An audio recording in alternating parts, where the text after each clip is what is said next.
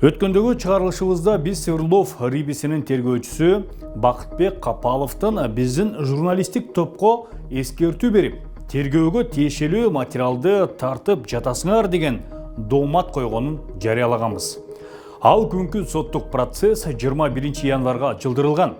Бул аралыкта биздин колго Абдурахим Юнусовго карата жазылган арыздын көчүрмөсү тийди. Ал арызда биз даттануучу Барзани Абдуллаевдин кол тамгасын жана Свердлов рибисинин тиешелүү кызматынын мөөрүн көрүп алган жокпуз.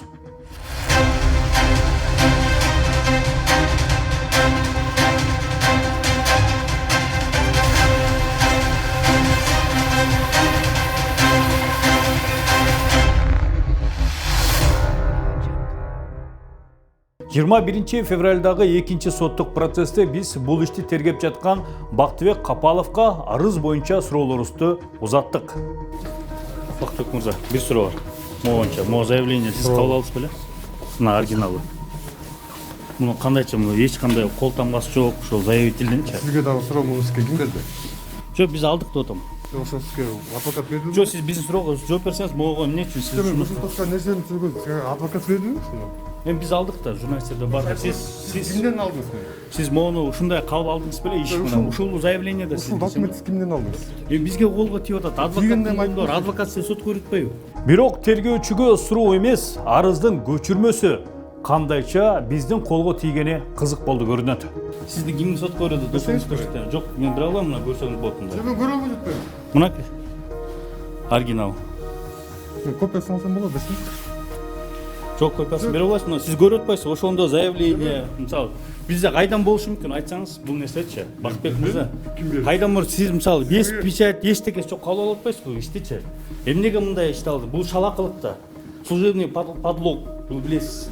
Кылмыш иш козголуш керек да буга чынбы, же кандай? Эмне эле айтып атасыз жана? Могу жерден бери мына сиз ишти карап аткан Абдурахим Юнусовго жазган мынакей Байзани беле? Барзани, ошонун заявлениясы. Кол тамгасы жок. Кол тамгасы жок, печать жок.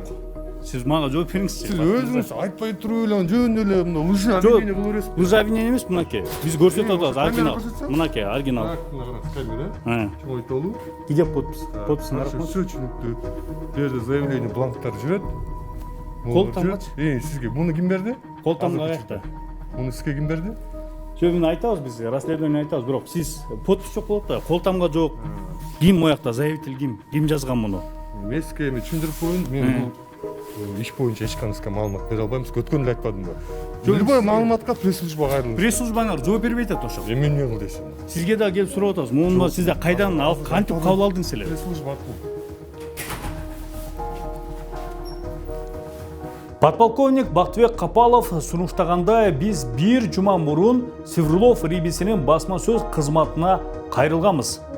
Бирок алар жуманын соңунда гана араңдан зорго өздөрүнүн расмий жообун беришти. Органы, осуществляющие досудебное производство, обязаны принять и зарегистрировать заявление о любом совершенном или готовящемся преступлении или проступке. Заявителю выдается документ о регистрации принятого заявления с указанием лица, принявшего заявление, времени его регистрации и регистрационного номера в едином реестре преступлений и проступков. По данному факту УВД Свердловского района сообщает о том, что зарегистрирован 7 августа 2021 года в ЕРПП УВД Свердловского района города Бишкек и было начато досудебное производство по статье 204 части 3 «Мошенничество» Уголовного кодекса Кыргызской Республики. На сегодняшний момент следствие ведется, в интересах следствия подробности не разглашаются. Ал эми жактоочу Нурлан Токталиев Свердлов рибиси тарабынан келтирилген бул алешемдиктер боюнча төмөнкүлөргө токтолду. Получается, что само введение уголовного дела получается незаконно. Почему? Потому что, во-первых, заявитель не расписался, нет соответствующей регистрации, которую требует законодательство. Ввиду этого мы обратились в суд о том, что признать регистрацию уголовного дела вообще незаконно в отношении моего подзащитного.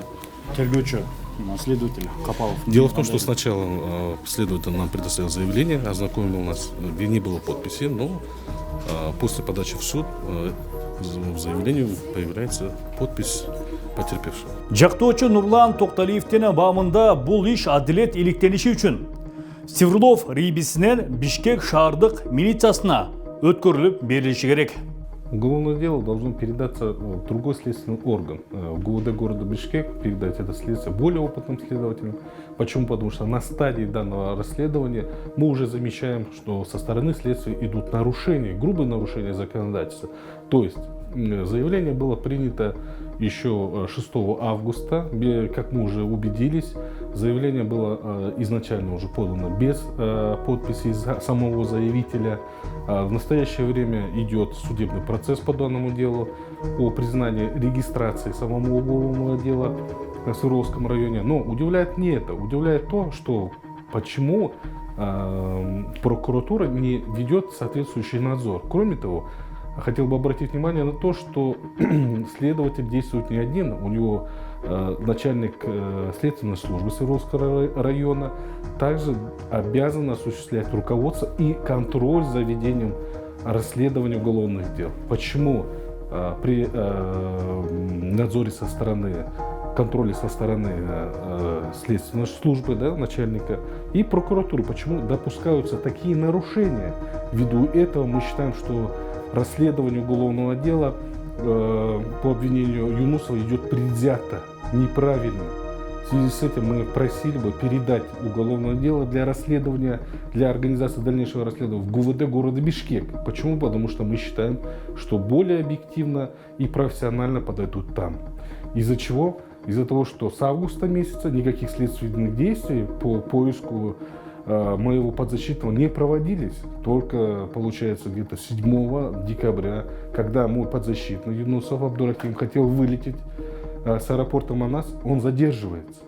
В связи с чем это связано, что на протяжении августа, сентябрь, октябрь, ноябрь, декабрь, получается, на протяжении 5 месяцев никаких следственных действий не было по поиску моего подзащитного. Он даже не был допрошен в этот период времени. Он о существовании уголовного дела узнал только в аэропорту Манас, когда он собирался вылететь.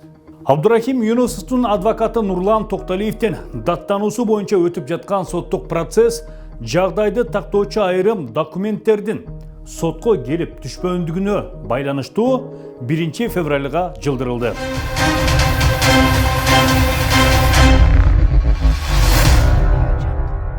Биздин журналисттик топ экинчи тарап акчасын талап кылып милицияга арызданган Барзания Абдулаевтын да ой пикирин билүүгө жана чагылдырууга даяр.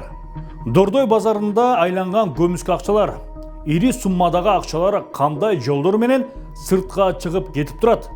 Чоң акча каражаты айланган жерде айрым адамдардын карасантайлыгы менен садакага чабылган Абдурахим Юнусов 9 декабрдан бери камакта отурат. Ири алдамчылыкка шектелип жаткан Абдурахим Юнусовтун мойнуна илинип жаткан кылмышка анын эч кандай тиешеси жоктугун тастыктаган бизде анык далилдер бар. Бул жагдайларды биз алдыдагы журналисттик иликтөөбүздө кенен кесир ачыктап беребиз. Бизди акмалап туруңуздар.